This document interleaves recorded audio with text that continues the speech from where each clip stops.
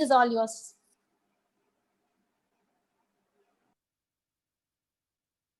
Yes, good evening to all the participants for today's evening who have joined for the session on continuation of the contract, general principles of law of contract. The topic as such we have dealt in the last class. We covered up till section 61, the appropriation of payments, the apportion or appropriation of payments. Now, the new aspect which we have to just get into is what is the effect of a contract on a contract being substituted or altered, or all these terms which we can find in other way in a separate form, more particularly as of contracts of novation, rescission, alteration, etc. Now, what is all about novation? There are three different terms which we have to discuss altogether in terms of section 62 is concerned. Now, the first term, it starts with novation. Now, what is novation? Very simple, plain meaning. It is substitution. ஒரு ஒப்பந்தத்திற்கு பதிலாக மற்றொரு ஒப்பந்தத்தை மாற்றிக்கொள்ளுது. அப்போ என்னது? Substituting. You are substituting in place of one contract with that of the other one. How it can be done? So now that is the thing which the existing contract, how it could be possibly substituted with the help of the principle called as novation as such. Now that is one aspect of it. Now there are yet another terms here which is so been used, right? What is the effect of rescission and alteration? Rescission meaning in now we start with section 62 onwards. Now it says, when the provision as such, it says that if the parties to a contract agree to substitute a new contract for it, or to rescind or alter it to the original contract, original contract need not be performed. Rescinding, right? Rescinding is nothing but you're going back, right? You're just going back from the contract, you're not performing it, right? Now how it could be altered, right? No, that is the main aspect which have to be discussed. So what is the, when you are altering back or you are rescinding from the present contract, you are going back to the original contract. Now what is the effect of the original contract on such types of rescission, on such cases of rescission? So this is the scope of section 62. Now 62, one by one we'll just go little slow in just making you explain all these terms. Now novation, when we talk about novation, is something but the parties to the contract, the parties are so particular of substituting a contract which is existing, நடப்பு அமலில் உள்ள நடைமுறையில் உள்ள ஒரு ஒப்பந்தத்தை வேற ஏதாவது ஒரு புது ஒப்பந்தத்தோட வந்து substitution மாற்றிக்கொள்வதற்கான விஷயம் தான் வந்து novation, right? So when we talk about novation, the very principle underlining novation is that the parties will be the same, the parties are not different, but only thing is the particular contract with which was originally parties have entered into, they have made up their minds, right, where the consensus have been arrived. Now after the contract has been executed, they are now agreeing forward under section 62 to substitute the existing contract with a new contract, right? So it is merely novation அப்படினா substitution, அவ்வளவுதான், simple, right? How it is possible? I'm just giving you an example with the help of illustration, which is so found under section 62. The first illustration, Bare Act இருக்கிறதா சொல்றேன். I'm not giving any new illustrations, right? A owes money to B under a contract. It's very simple, right? Offer, acceptance, everything is there. It is been agreed between A and B. Now what is agreed between A and B? Now instead of B, C will be coming in the part of B, or C will be substituted in the place of B to discharge the liability of debt. So A வந்து B க்கு கடன் கொடுக்கறான், B is the debtor, A is the creditor. Now A, B and C, three people are coming into a consensus. The consensus so been arrived in terms of substituting or replacing B with that of C. So if in place of one person, the parties, now the same parties to a contract are A and B. Now in the place of B, some different party is now being substituted, right, based upon a mutual agreement once again. So what happens to the effect of the earlier contract which is so being executed between A and B? A, insofar as the A and B's contract is concerned, B will be discharged from the liability. In the place of B, it is C who is now perfectly substituted or novated, right? So the effect of novation is that the party who is so being relieved of from the liability will be totally discharged, and at his instance, now on he being discharged from the contract, someone else is going to be substituted. Now who is that who will be novated or who is going to be substituted? B will be totally discharged from the contract. In place of B, it is yet another person, namely C, who has been substituted or novated henceforth. Apo, what is the binding nature of contract between A and that of C? Why? Because B is already been excluded or he is so been discharged from the contract. Now what is that liability, subsisting liability by virtue of novation, which A is getting to enter and enforce it with C? Now whatever the rights that were vested henceforth between the subsisting contract between A and B, it is now being replaced or novated or rather substituted. Right? So substituted.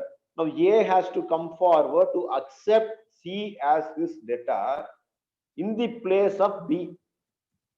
Right? What happened to the old contract? That old contract between A and B comes to an end. அப்போ ஒரு ஆளுக்கு பதிலா இன்னொரு ஆளை substitute பண்ணிக்கிறது.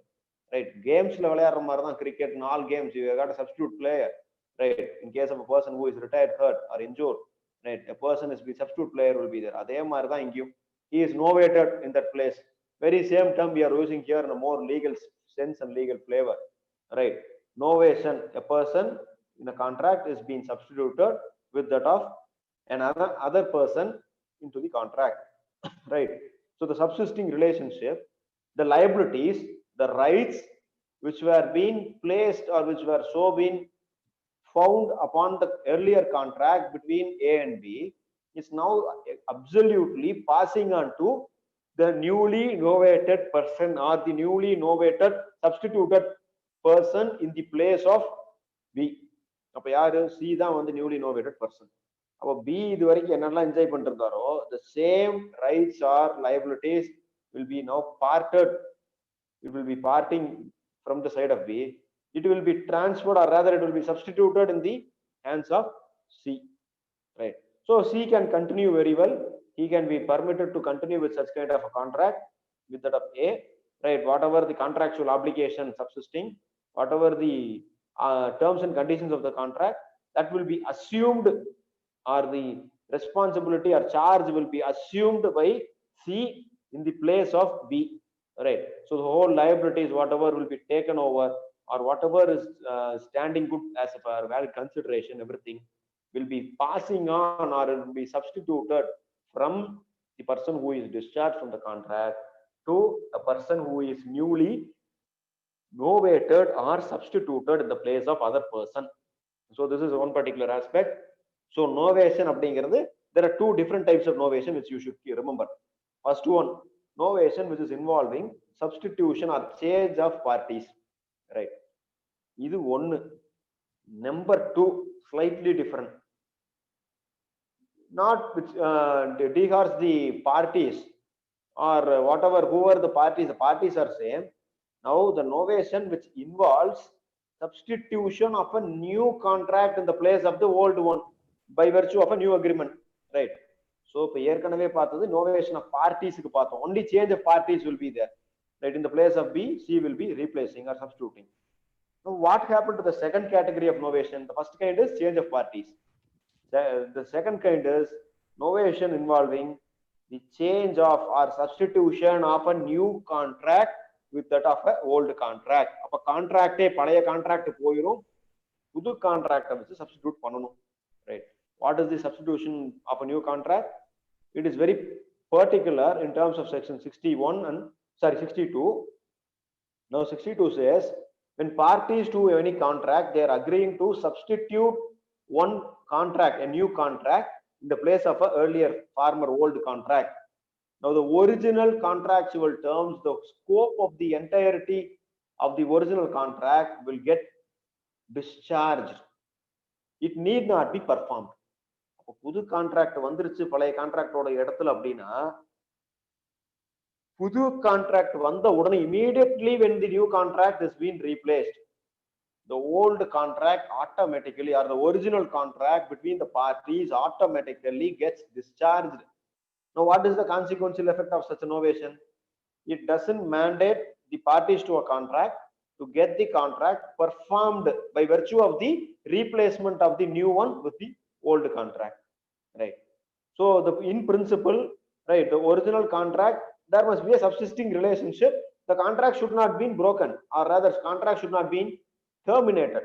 பழைய contract இருக்கு, அதே பார்ட்டிஸ் தான். only one thing, they are replacing the contract with a new contract. ஏற்கனவே போட்ட கான்ட்ராக்ட்டுக்கு now they are now giving a new contract, they are substituting a new contract, right? But the substitution of a new contract or novation of a new contract is not possible in one circumstance. What is the situation? When a new contract is not able to be substituted, where if the original contract which has been made between the parties, is there any breach of the original contract between the parties? So அப்போ ஒரிஜினலா போட்ட கான்ட்ராக்ட்லயே ஏதாவது contractual obligations are coming into breached between the parties, now the original contract cannot be replaced in the place of the new contract, or the new contract cannot substitute and replace the original contract, where if it is a kind of a breach of the original contract itself. அப்ப எந்த ஒரு original கான்ட்ராக்டை வச்சு new கான்ட்ராக்டை replace பண்ணணும்னு நினைக்கிறாங்களோ, if there is a breach in the original contract itself, then it is not possible to have the contract novated under 62. Say for example, in Manohar Koyal versus Thakur Das, it is a case, you can just make note of it. Manohar Koyal versus Thakur Das, ILR 1887-15, Calcutta 319. Just make note of the case law.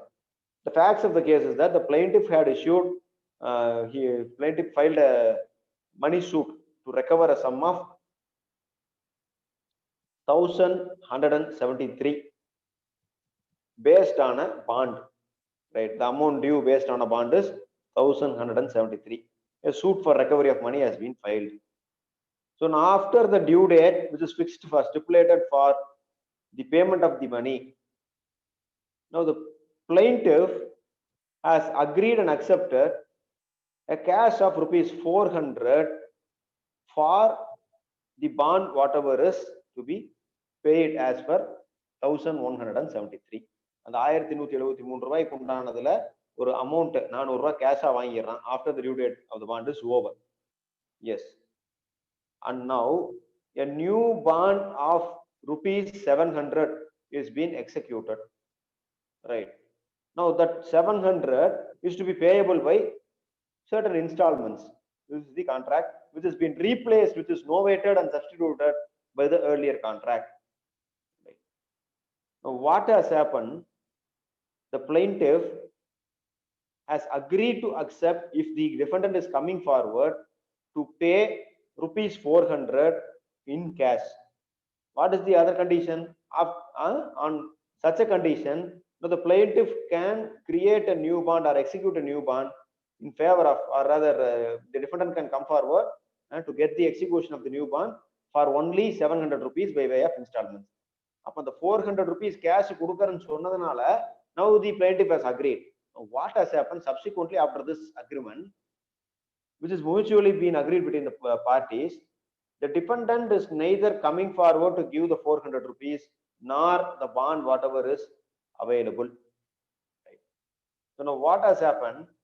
The plaintiff therefore sued the defendant based on the original bond for amount of 1,173. Now what was held by the Calcutta High Court is that the original contract was discharged, right?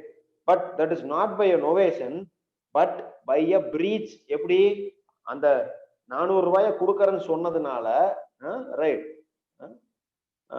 Sorry 700 ரூபாய் திருப்பி கொடுக்கறன்னு 400 ரூபாய் கொடுக்கறன்னு சொன்னதுனால இந்த 700 ரூபாய்க்கு பாண்ட இன்ஸ்டால்மெண்ட்ஸ்ல போட்டு தரன்னு ஒத்துக்கிட்டான் plaintiff. இப்போ என்ன ஆச்சு? the 400 rupees stands not been paid so far, it is due. Now the original contract itself is now been breached. How it is breached? As he promised, he should have paid 400 rupees in cash. Adha pannala.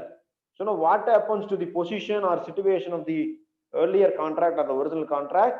The original contract itself becomes discharged, right? Not by novation, but by a breach committed by the person, namely the defendant.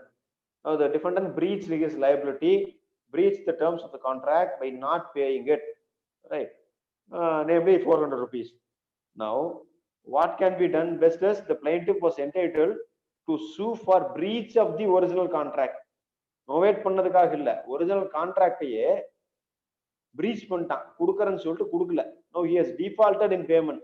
So the court said, though there is an element of novation, now strictly novation will not apply in this case. Why? Because the original contract itself is get totally breached, right? So this is one particular example you can just take into the case law, which you can take into consideration for the effect of novation as such, right? Now coming to the next concept, right? The next concept, which says recession and alteration, right? Rescinding. Now you are talking about in terms of recession, right? Recession is something you are avoiding the contract as such, right? Recession அப்படினா the parties, do they have the right to rescind back or go back from the contract, right?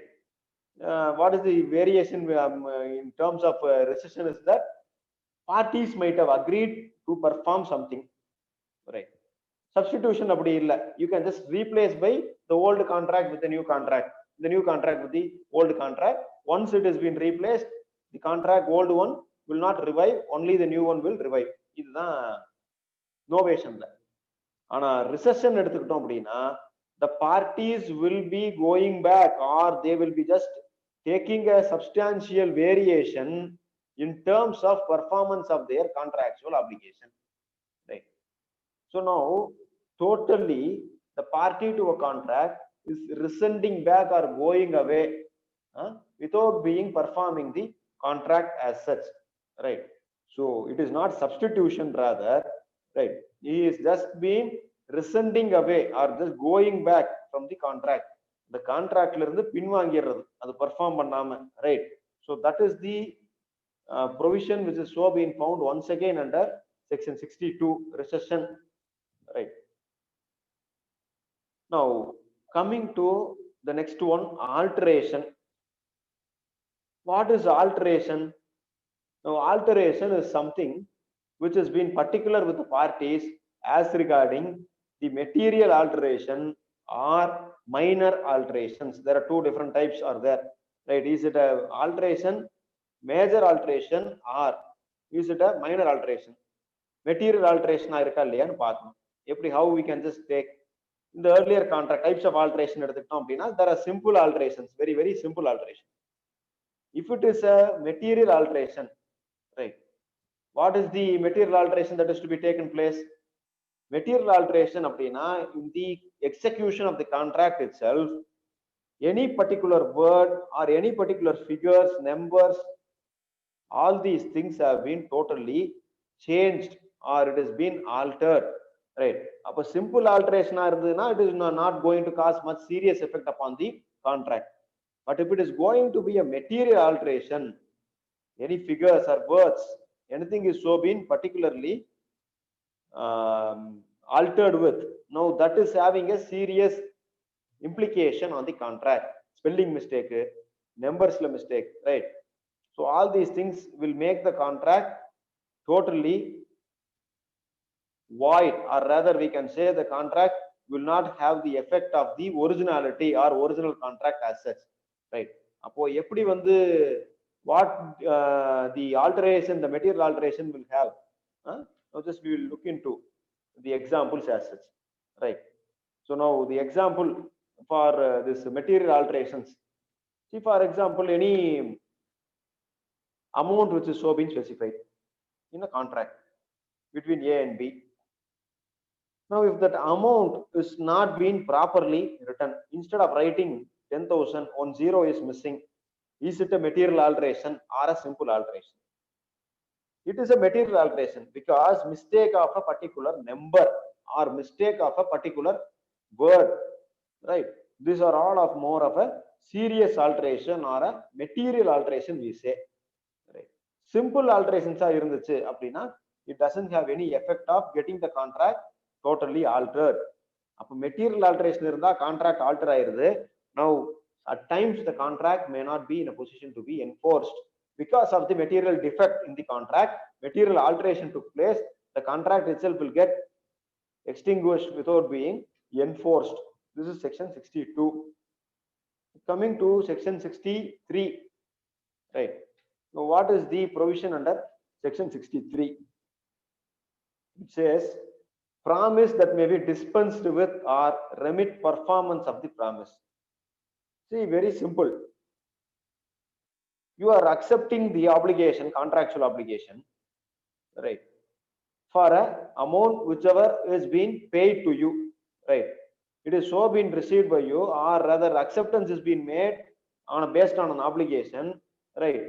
You are accepting that obligation not on an actual terms or not on an actual agreed satisfaction. You can say doctrine of accord and satisfaction இந்த இடத்துல சொல்லுவோம், right? I will just tell you what is that, right? Now section 63 says you can remit a party who has got the right to demand the performance of the contract from one party. Now what is that? Say for example, A promises to paint a particular picture for B. B afterwards forbids him to do so, right? B ஓட ஆக்ட்னால A perform பண்ண முடியல A ஓட promise. Now A is now under no longer a liability or no longer under an obligation to perform the promise. So the promise here itself gets dispensed with due to the act of the one particular party, right? So whatever is to be performed by one party is so being dispensed or so being withdrawn because of the other party who is prohibiting, who is forbidding the party to do it, right? So now the party has got the right on the following terms in terms of section 63.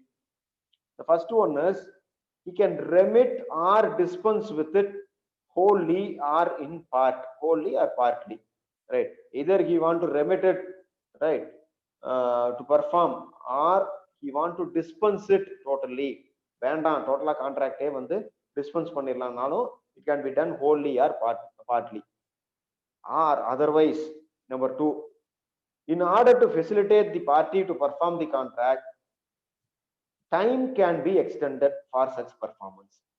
There he might have said, within this stipulated time I will be enforcing or performing my part of the contract, but after which he is not in a position to enforce the contract or execute it. He may require additional time or a further time. Now that is possible under section 63 by way of extending the time, enabling the party to perform the contract. Now 63 also says the parties to a contract can accept any other satisfaction instead of the performance. So one acceptance of less amount வாங்குறது அது பார்த்தோம், குறைச்சலான amount வாங்கிக்கிறது, right? என்ன ஒரிஜினலா fix பண்ணாம consideration இல்லாம குறைவா வாங்கிக்கிறது. அதனால party is now remitting the performance of the contract. அடுத்தது டைம் பீரியட் எக்ஸ்டெண்ட் பண்றது. The last one, any other satisfaction instead of the performance as such. Now that is what found under accord, doctrine of accord and satisfaction. This is very very important. So accord and satisfaction, ACCORD, accord and satisfaction அப்படின்னா என்னன்னா, the agreement whereby an accord, a terms is so being made between the parties after one party has breached his part of the contract, right? I am not performing the contract, rather I am committing a breach. Now there is an agreement made between the parties arriving at an accord. What is the accord? Now some consideration or other, that the legal remedy, whatever is given by one party in terms of non-performance of the contract. அப்போ ஒரு contract நிகழ்த்த முடியவில்லைங்கிற ஒரு காரணத்தினால அது செய்ய முடியாமையே போகுது. Now the other party is not absolutely at fault. He is always ready and willing to execute or enforce the contract, whereas one party has breached the contractual obligations. What can be done is that the liability arising out of the breach committed by one party, right? If I am breaching the terms and conditions of the contract, my breach will be tested based on, or the validity of my breach will be tested and judged based on the accord and satisfaction based on the law that is governing the contract, apart from the provisions of section 62 to 63. அப்போ எதனால அப்படி செய்ய முடியல, ஒரிஜினலா ஒத்துக்கிட்டான், subsequently he is not capable of performing it, he is withdrawing it, or rather committing a breach of the contract. Now what has made the party to not perform the contract, that must be taken into consideration. Now is there any agreement made between, or accord made between the parties whereby some kind of a consideration could be made as a legal remedy for a party who was not at all in a fault?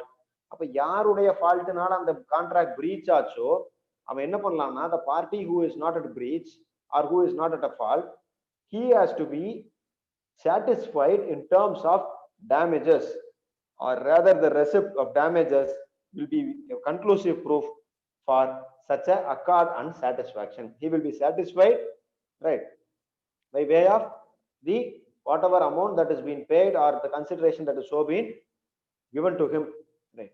Say for example, in a claim which has been made under a fire insurance policy, the policy holder accepted that the amount whatever has been insured will be paid by way of a, or will be whatever amount is insured with the fire insurance company will be paid by them as a fine, full and final quit or settlement, right, based on the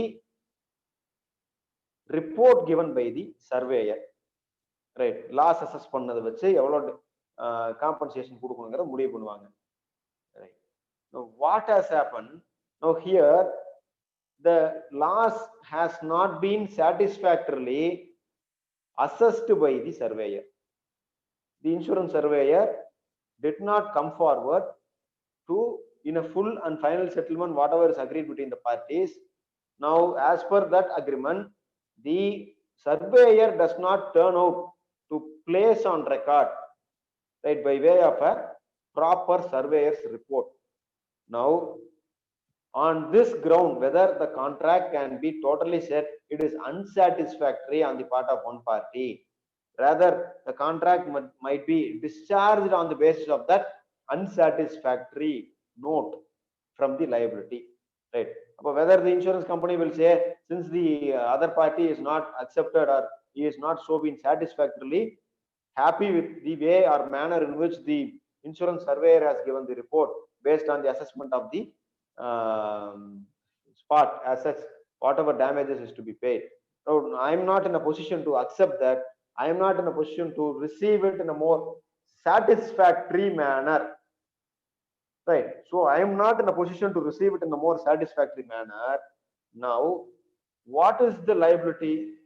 It is so being discharged, or rather the other party who is hitherto being made liable will be totally held to be discharged from his liability. Full and final settlement வாங்கிக்க நான் கிட்ட சொல்றான், நான் வாங்கிக்க மாட்டேன்னு சொல்றேன். ஏன் அப்படின்னா, the reason being I am questioning the veracity of the insurance surveyor's report.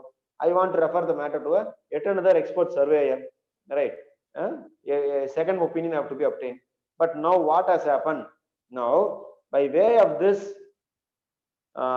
my satisfaction, or I am not having an accord to accept that the contract can itself be discharged by the other party, or the other party is liable, or liability portion of the other party to compensate me gets stands discharged from the liability.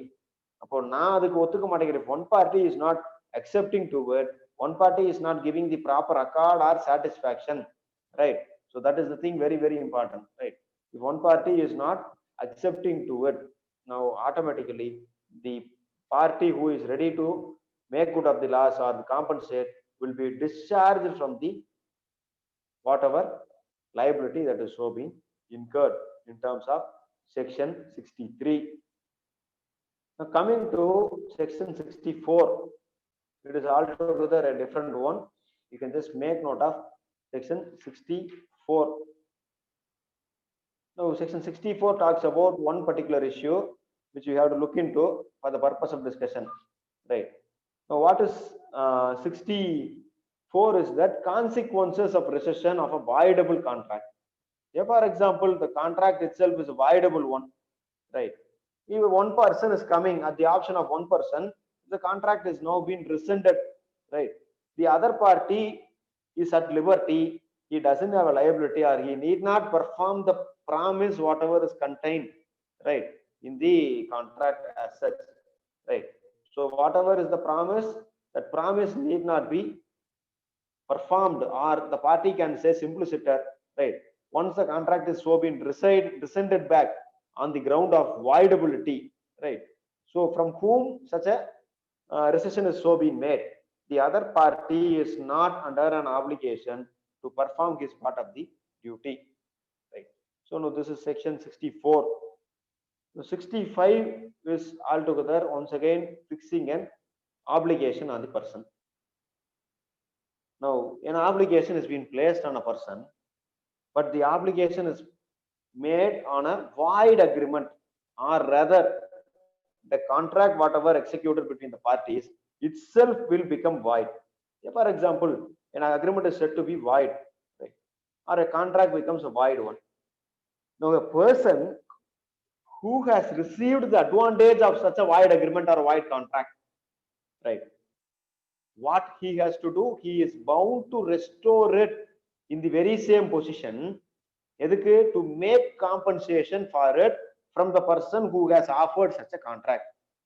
What is the obligation abdina? It can be restored, right? Now I can just give you one example, right? A pays B a sum of rupees 1000 in consideration for what?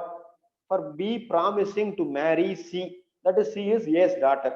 A oda ponnu C avada kattikkiran solli B sonnadanaல 1000 rupees was paid as a consideration to B by A. ஏற்கனவே நம்ம பார்த்த இந்த example கொஞ்சம் modify பண்ணியிருக்கோம். Now what happened on the date of marriage, whatever is fixed, C is dead as on the time of such a promise. அந்த promise void agreement பார்க்கும்போதே பார்த்தோம் ஏற்கனவே, இல்ல இதெல்லாம் பார்க்கும் கண்டிஜன் அக்ரிமெண்ட் பார்க்கும்போதும் பார்த்தோம், right? So C itself, she is died at the time of that agreement or promise whatever is made. Now the agreement itself is void because of a uncertain event, certainty uncertainty. This is not certain, it is uncertain, செய்யவே முடியாது, it is highly impossible, right? Now what has happened? Now it says obligation of a person who received an advantage. What is the advantage? Some consideration whatever may be received by a person pursuant to the promise that is being made, but the promise whatever so being made cannot be executed, or the promise so made itself becomes void. So on such condition of the promise becoming void, so automatically the agreement is held to be void, and therefore whatever consideration received by a person must have been repaid to the person from whom it is so been received. அப்ப promising கிட்ட இருந்து வாங்கின consideration மொத்தத்தையும் திருப்பியும் கொடுத்துறணும், right? It has to be repaid with full, in whatever full and final quit, right? So this is section 65 of the Contracts Act, talking about the particular aspect of a void agreement, or the contract itself is becoming void. Now what happens to the obligation of the person binding on a contract which has been performed by way of a void agreement, right? So no obligation can be enforced between the parties, right? So you can just look into this particular provision, section 65. Now coming to 66, very simple, very easy method of remembering section 66. What are all the modalities or the modes in which the revocation of the contract or rescission from the contract or voidable contract can be informed or communicated? Now it says if you want to rescind back from the contract, right, of a voidable nature, you can communicate or revoke in the very same manner. How the communication of acceptance or offer is to be revoked, அங்க ஏற்கனவே பார்த்தோம் section 4ல 5ல இதெல்லாம் பார்த்தோம், முன்னாடி ரொம்ப முன்னாடி பார்த்தோம். How a communication can be revoked. 5 தான் பர்టిక్యులரா நம்ம பார்த்தது. 4 5. 4 வந்து completion of communication. 5 talks about the revocation of the proposal or acceptance. The very same manner section 6ல revocation how to be made by communication. Section 6 talks about that particular rules under which a revocation can be done. So the mode of revocation is very same and similar, akin to that of section 6, 5 and 6 of the Contract Act. Section 67, effect of neglect or promise to afford promisor a reasonable facility for performance. Right. Now this has to be looked into in terms of section 67.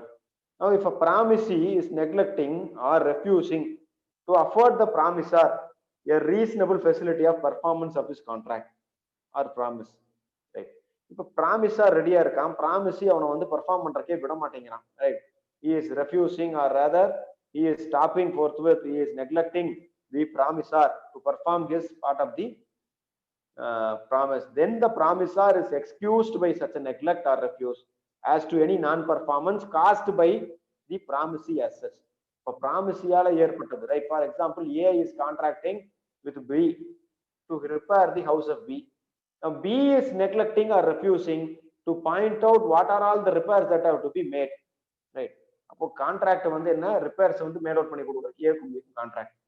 எதெல்லாம் repair ஆன place அல்லது ஆப்ஜெக்ட்ங்கிறத காமிச்சாதான் A will be in a position to execute or discharge this part of the contract. Now what has happened? A is not even pointing out or A is not even putting it across to B. Now these are all the repair work that has to be done அப்படின்னு சொல்லவே இல்லை. Now whether this kind of a neglect on the part of B to point out to A, right, which requires a repair, is it making attracting section 67? Yes, it says one person is neglecting in respect of the promise made, right? Now the contract cannot be performed, or rather what is that, whether A could be excused for a non-performance of the contract if it is so been caused by such a neglect or refusal, right?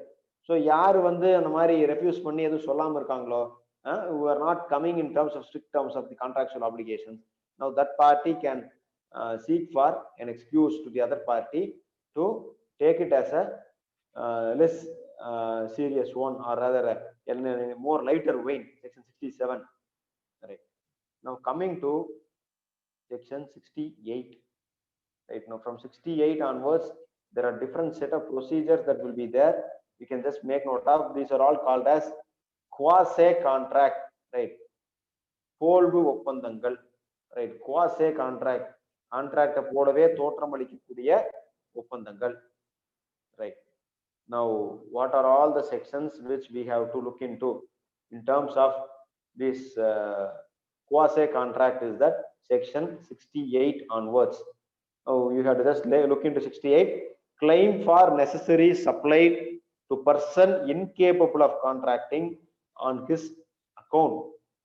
If for example, if A is going to supply some goods or some materials to B, who is a lunatic, right?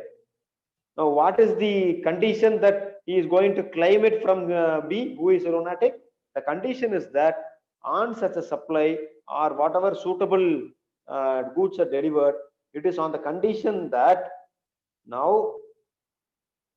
A is entitled to get reimbursed from B's property, right? So அப்ப B க்கு என்னெல்லாம் வந்து கொடுத்திருக்கானோ, whatever is the necessaries, the requisites, the basic requirements, whatever is being supplied in terms of a contract, right? So the necessaries whatever supplied, if A is not being paid or A because of the B's mental condition. Now A is entitled to recover it, or A is entitled to get it paid or reimbursed from B's property, right? So here we learn one particular doctrine called as doctrine of unjust enrichment. அப்படின்னா என்ன?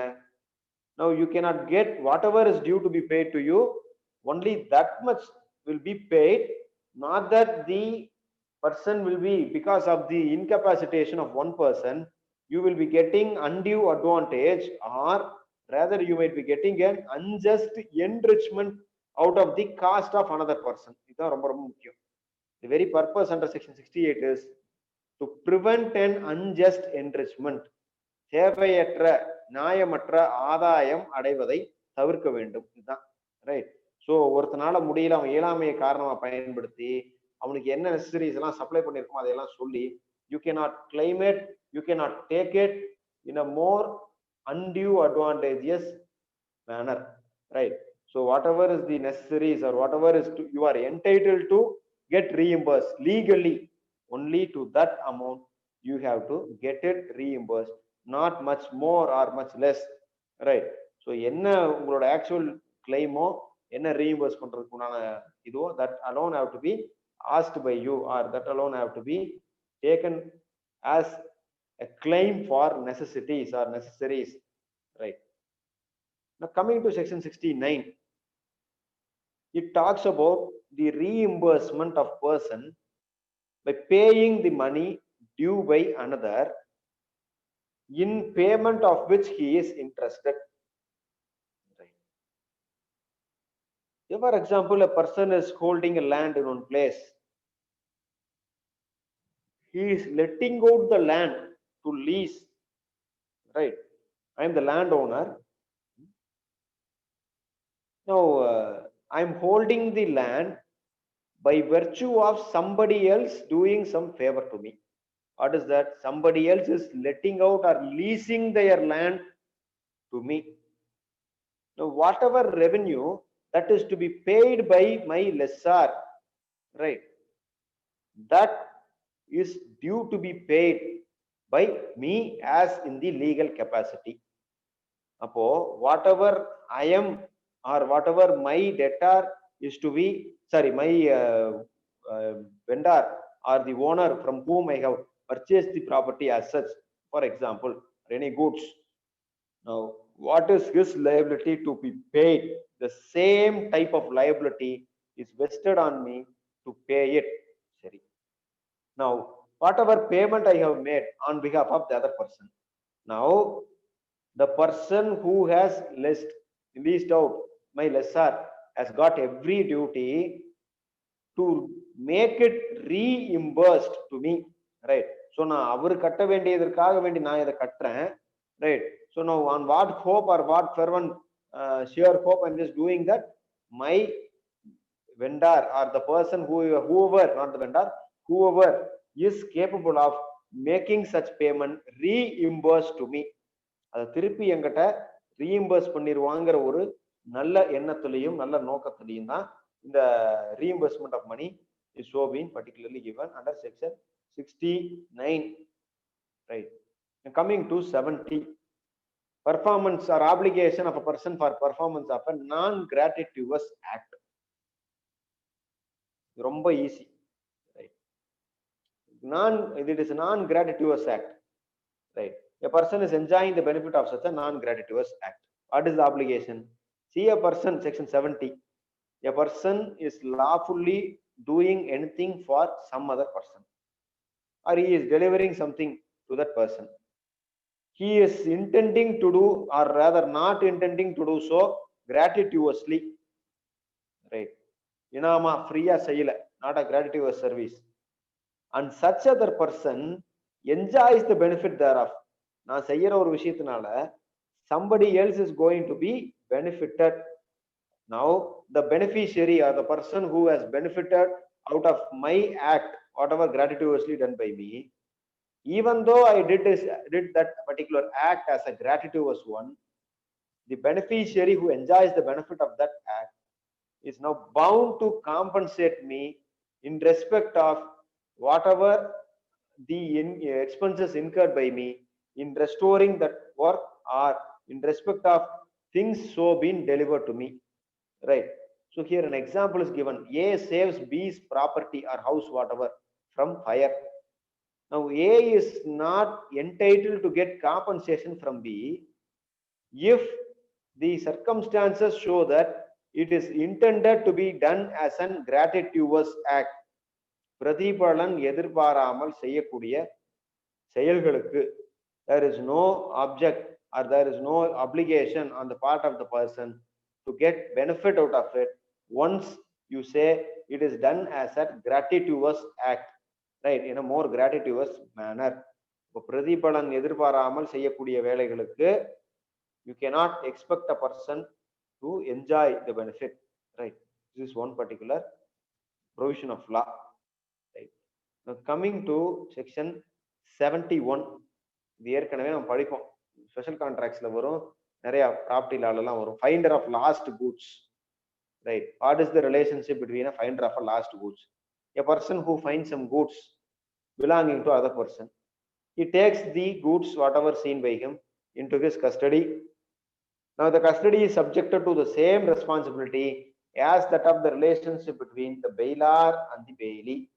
அப்பனா என்ன, bailor, whatever relationship is with bailor, namely a person who is taken the property, retained it with him for certain period, and after somebody makes a claim over such a property or whatever, it is so been found out and taken by A or whomsoever, it must be duty boundly returned to the person who has been claimed to be the owner of the property, right? So it is simply a right of lien, right? A temporary, I can say this is very very easy. It is like a right of lien for the responsibility of the finder of the last goods. தொலைஞ்சு போன ஒரு பொருளை தேடி கண்டுபிடிச்சு கொடுக்கறவங்களுக்கான உரிமைகள் என்னென்ன, what is the responsibility, right? Let's take section 71, right? So now coming to 72, what is the liability of a person to whom some money is paid or any particular product is delivered but by mistake or under coercion? Here something is being done, the act that is purported to be done is not with clean hands or with a clean intention, rather it is done by way of a mistake or under a coercion. Say for example,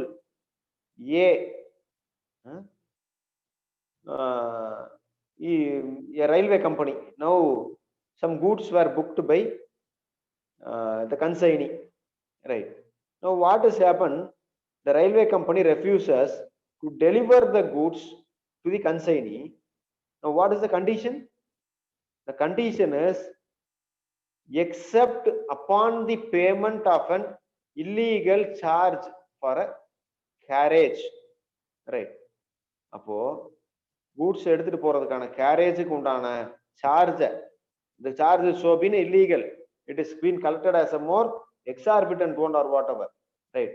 Even though it is illegal or even though the charge is said to be made in terms of the consignee, right, unless that particular money is paid or thing is delivered, right? So now what is the liability, right? So what is the liability? Unless the consignee pays the sum whatever is charged, right, in order to obtain the goods will not be paid or will not be interested, right? Seri appo ennadu, if charge is so been exorbitant, whatever is the required amount, only that amount it is so been fixed and collected by the person. On going and making payment, if the charge is found to be excessive or rather exorbitant in nature, right, now the person who is now paying such an excessive charge is entitled to recover that much of the excessive charge for the illegal or the excessive amount whatever is charged from him over and above the prescribed amount or the required amount, right? So it is once again an act or action or suit for restitution. This is based on the doctrine of principles of restitution and equity, right? So a person must be claiming equity, must render equity இப்படின்னு பார்த்திருப்போம். அதே மாதிரி தான் a person claiming some loss before the court, pleading some loss before the court must prove actually before the court that he has suffered some kind of a loss or injury, right? So the burden of proof is always on the part of the petitioner to prove the fact whether this loss is so being incurred by him, right? This loss is so being suffered by him or injury is being caused to him. அப்போ நிஜமாலுமே injury ஏற்பட்டு இருக்கிறதா இல்லையா அப்படிங்கிறத பார்க்கணும். அது பார்த்ததுக்கு அப்புறம் தான் you will be in a position to claim the damages as such. So எதுக்காக இது வைக்கிறாங்க அப்படின்னா for the purpose of claiming of damages, which we will be discussing in the very next section, right? Damages to be claimed, right? Section 73. What are the effects of breach of a contract or consequences of a breach of a contract? What is the remedy? The remedy I was just telling, equity remedy and common law remedy, right? A person one who seeks for equity must do equity. Adan common law remedy, which we may take into consideration of one doctrine, quantum merit அப்படினு ஒரு டாக்டரின் படிப்போம், quantum merit or quantum merit, right? Which we will be just looking into. Now what is section 73 generally talks about? See, when a contract has been not enforced, capable of being enforced, it is so broken, the party who has suffered some loss due to the breach of the contract is entitled to receive from the person who has broken the contractual relationship. Eppadi? By way of compensation for any loss or damage caused to him. Right? Now, wherever the damage is so been caused, which is due to the naturally arisen damages in the usual course of business, right? Now, or whether the parties know very well that the contract is being breached, particularly explicitly theriyudhu, express breach or implied breach or actual breach or anticipated breach. What is actual breach or actual loss and anticipated loss, that we will be discussing. Compensation will be given only for the direct damages. Damages must be direct, right? Only based on a direct cause or a proximate cause, not on a remote cause, right? So no damages will be claimed, or no person can be permitted to say that he has incurred some kind of a damage. Now the damage is so being remote in nature. So while estimating the loss or damage, it is very, very important that whatever is the actual damage which is so being caused to you by virtue of breach of the contract, that alone have to be claimed by you, not that all remoteness of damages, which we will be discussing here, right? Not to the remote proximate cause na remote cause kedaiyadu, right? Only the proximate cause, the nearest cause will be taken into consideration, not that you can claim it for the proximate cause, right? So what is the actual cause that has been loss that is so been caused to you? What is the breach that is so been made, right? And this is so been incorporated, this breach of contract la damages பொறுத்த வரைக்கும் actual breach, anticipated breach nu பார்த்தோம், right? This is in a very landmark case la, Hadley versus Baxendale, HADLEY, Hadley versus Baxendale, BAXENDALE, right? So section 73, it has manifested to incorporate certain compensation which is to be given only for the direct loss or direct injury so been happened by a person, not that any remote cause or an indirect loss or damage could be covered within the ambit of section 73, right? So the principles will be applied based on these two following principles, namely, first one, the damage must have been naturally arisen or out of during the usual course of things from the breach. Remoteness irukudadu. Number two, the parties must know very well that at the time of contract, this will likely to have an effect or result from breach, right? This contract could not be possibly enforced. There is every possibility that this may be breached by one party. அப்படிங்கிறத from the object of the contract itself, they must know particularly. So only if the liability arose with reference to the ordinary loss or ordinary damages, whatever we say, only to that extent this particular section will apply, not to that remote cause or a remote damages, right? So this particular thing you have to be taken into consideration. Right now, what is the price that to be fixed for damages? It depends on case to case individually, which cannot be the subject matter of discussion. So actual purchase என்ன ரேட்டுக்கு பண்ணிருக்கிறோம் இல்ல what is the actual contractual amount consideration involved? Now, what is the breach that is so being caused as a resultant of the breach? What is the loss you are going to substantiate, right? You are communicating to the other party, right? So these are all the things which you have to take into consideration. You know, certain people will claim in respect of the delay whatever caused by the promisor to transit the goods, right? So transit பண்றதுல delay, destination period reach ஆகிறதுல delay, 1 weekல deliver பண்றேன்னு சொல்லிருப்பாங்க. But even after 1 week, inordinate, there is some inordinate delay on the part of the promisor to execute the contract or to make out the goods delivered. Now, what is the consequences of the delay that is so been happened in transit? So delay நடந்திருக்கு. The delay is very particular about the reason stated for delay is during transit.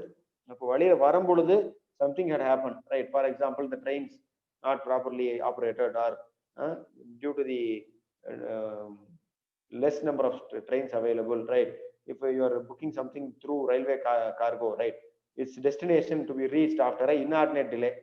Now, whether that inordinate delay is being caused as a resultant of the natural reasons, or I can say the reasons which is so been particular with the person in terms of the loss whatever is not caused due to the gross negligence on the part of the other person. So without any negligence, this loss should have been incurred to one person. If there is some kind of a negligence on the part, then there is no liability which will be, or rather no liability that could be fastened on a person as such, right? This is in terms of section 73, right? Compensation for damages and loss whatever is there, right? அப்புறம் இப்போ loss காசு ஆகும்போது இன்னைக்கு தேதியில ஒரு rate இருக்கும், திருப்பி கொஞ்ச நாள் கழிச்சு வந்து லாஸ் வந்து அதிகமா போட்டு கேட்கறது, ரைட்? இன்ஃப்ளேட் பண்ணி கேட்கறது due to escalation of the, sorry not inflate, you are raising the price of the whatever cost that is so been in the contract. See, we are working in terms of a contract to be executed in respect of particular work, right? Say building contract vechikingla, to construct a house or whatever. Now the builder who has entered into a contract agreement has not entered executed it, completed the work within the stipulated time. Now the delay so caused by the contractor, the building contractor, was that the works were due to the fault on the part of the contractor, right? So it is purely on the fault of the contractor, the work could not be completed within the stipulated time. As a sequel of event, the delay has been resulted, right? Now, what is that the advantage or undue thing that is so been taken normally, right? The delay in ordering, making, placing order for goods or whatever raw materials, right? Now,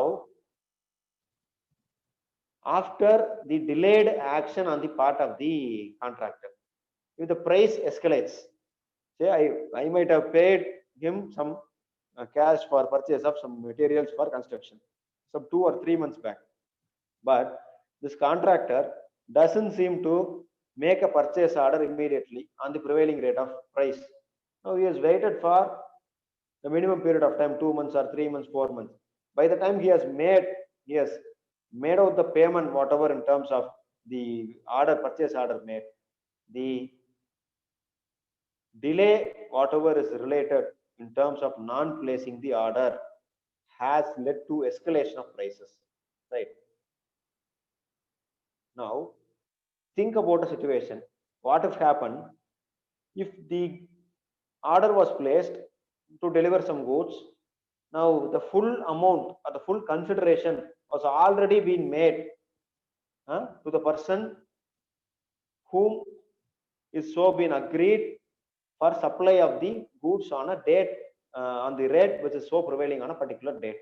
அந்த டேட்ல என்ன விலை இருக்கோ அதுக்கான full ரேட்டையும் கொடுத்துட்றேன் முன்னாடியே. I paid everything as per the originally agreed rates. Now whether subsequent escalation in prices க்கு நான் 2 மாசத்துக்கு முன்னாடி ஆர்டர் பிளேஸ் பண்ணி அன்னைக்கு நிலவரத்துல இருக்கிற ரேட்டை நான் அன்னைக்கு போட்டு கொடுத்தாச்சு. But goods came to be delivered only 2 months later. But on the date when the goods came to be delivered, the rate is something different. It is escalated. It is high. Whether the supplier, the person can go and file a suit against me asking for recovery of the escalated price by way of suit for quantum merit. Right? Quantum merit. QUANTUM. Quantum. QUANTUM.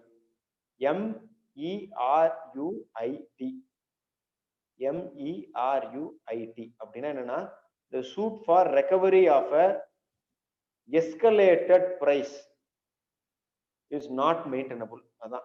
So the quantum merit suit அப்படின்னா என்ன, அதிகமாகி போய்விட்ட தொகையை வசூல் பண்றதுக்காக recover பண்றதுக்காக நான் ஏதாவது case போட்டேன் அப்படின்னா that is not admissible, that is not a maintainable suit. Why? Because the date on which the contract came to be enforced or executed between parties, the rate whatever which we have agreed upon, that must be the governing rate until the contract gets terminated or until the contract gets executed, right? So this is one particular issue. In certain contracts you might be coming across the price fixation for a escalation prices. விலையில ஏற்ற இறக்கம் இருக்கு அப்படின்னா some 2%, 5%, whatever with the escalation, that could be a manageable or a negligible limit அப்படின்னு சொல்லி agreement itself is provided with some kind of escalation of cost whatever, then that is so been demanded based upon the escalation made, right? So that is one particular aspect under section 73 is concerned.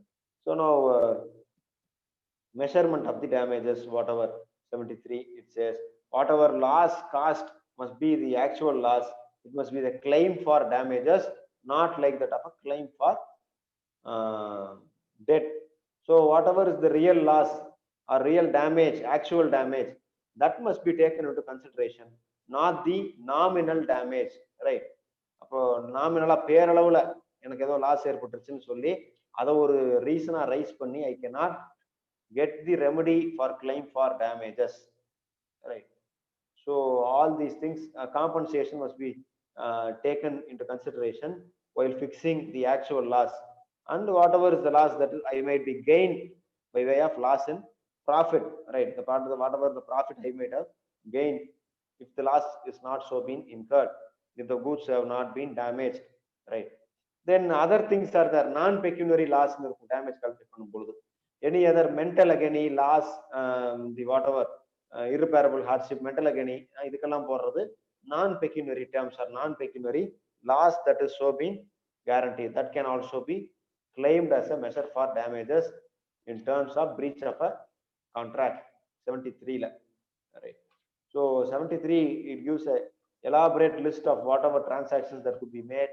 Now what is the loss when it is so being caused, actual loss na enna, anticipated loss na enna, that all these things you just take into consideration. Now coming to 74,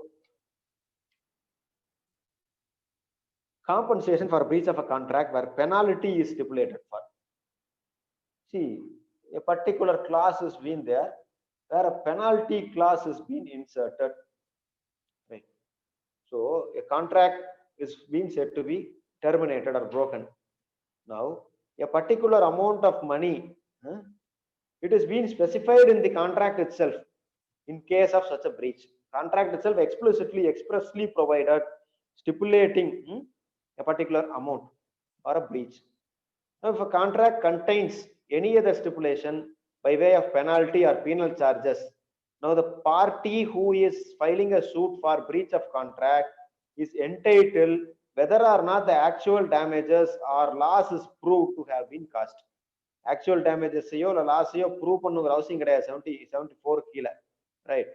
so இப்போ particular அமௌண்ட்டை வந்து பிரீச்சுக்கு கொடுக்கணும்னு சொல்லி by way of penalty penal சார்ஜஸ்க்கு ஒதுக்கி விட்டுருக்காங்க அப்படின்னா 74ல, then the amount so being stipulated for the purpose of the breach of contract, right? Now he is entitled to receive from the party who has made such a breach, right, as a reasonable compensation, right? So that reasonable compensation shall not exceed the amount, whatever is the amount involved in the contract. அப்ப கான்ட்ராக்ட்ல என்ன amount போட்டிருக்காங்களோ அந்த அமௌண்ட்டை தாண்டி ஜாஸ்தியான தொகையை இந்த மாதிரியான பிரீச்ல கேட்க முடியாது. That must be something a reasonable amount must be asked by way of a compensation, right? So while asking for a compensation where a penalty is to be stipulated, right, this is particular ground, right, which we can take into consideration, right? Next one, see for example, A contracts with B to pay rupees 1000 if he fails to pay B rupees 500 on a given day. A fails to pay B rupees 500 on the day, right? B is entitled to recover from A such a compensation not exceeding 1000 rupees as the court considers it reasonable. அப்ப என்ன தொகை கொடுக்கறதா ஒத்துக்கிட்டாங்களோ அதை விட ஜாஸ்தியான தொகையை கேட்க முடியாது, அவ்வளவுதான், simple. Only within the expected amount or whatever the amount which is so been particularly specified in the contract itself, that amount will be claimed as damages. இங்க தான் liquidated, அறுதியிட்டு கூறக்கூடிய liquidated damages and unliquidated damages. So 74 கீழ தான் அதெல்லாம் வருது. Liquidated damages, damages are of two types, liquidated and unliquidated. Liquidated na a specified sum of amount will be particularly specified in the contract. This amount have to be paid. அறுதியிட்டு கூறப்பட்ட damages.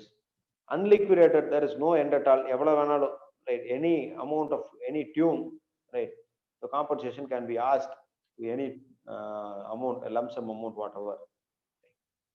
Now party section 75 says party whoever is rescinding away from the contract, right, they are entitled to get compensation. So a person once agrees to do something, thereafter he is withdrawing or rescinding, going back from the contract, the party who is so been undergone some kind of a loss as a resultant of that kind of a rescinding or recession of the other party from a contract is entitled to claim compensation.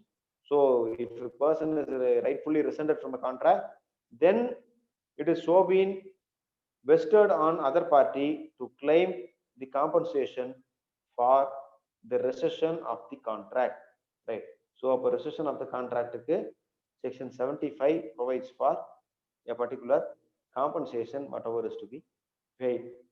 So the earlier example which we have discussed, a singer was contracted with one particular theater manager where she used to promise to sing in a theater for 2 weeks or 2 evenings in every week, right, for next 2 months. Now what happened, believing that now the theater manager B engages the singer to pay whatever 100 rupees for every performance. Now what happened after 5 or 6th day, A willfully absence or abscons from getting inside the theater and singing, right? Now B, as a consequence of that, he rescinds away from the contract. Contractor rescind ஆயிருச்சு. Now even in case of rescission or rescinding away from the contract, now B is lawfully or rightfully entitled to claim compensation from A for the damage whatever he may be sustained through the non-fulfillment on the part of A in the contract. ஒரு பார்ட்டியோட non-fulfillment of the contractனால ஏதாவது நஷ்டங்கள் ஏற்பட்டிருந்தா அந்த நஷ்டங்களுக்கு நஷ்ட ஈடு கேட்கறதா section 75. So with this, the general principles of contract up to section 75